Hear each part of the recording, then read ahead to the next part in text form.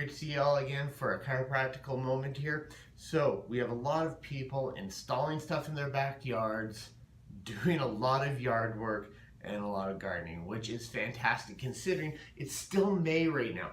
But this does apply throughout the summer because I know some people do wait till June, even in July, August to get the yard work done. Now, few things. First thing, please don't take one project and blow through it after you haven't been moving a lot over the last few months. Please split it up. It really helps the body just adapt. As we know, that is our goal. Make sure you're going into it hydrated and do warm up a little bit, especially if you're lifting heavy blocks or you're doing a lot of load moving and carrying there. If you're over in any awkward positions, such as in the garden and over, great warm-up stretches, and just as you go along, pull those hands straight down the back there. Just open up that chest throughout the day. Stay hydrated. And two other stretches for you are for your hip flexors and your glutes and hips there.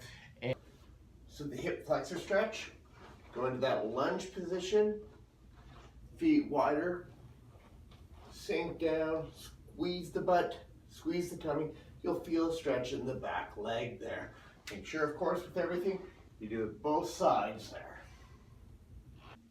For the hips, as well as into the glutes there, two stretches, as we said.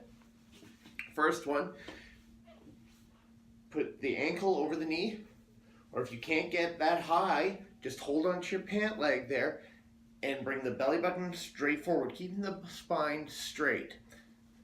Second one is after you've done that, take the knee, pull to the opposite shoulder. You'll notice I'm not twisting.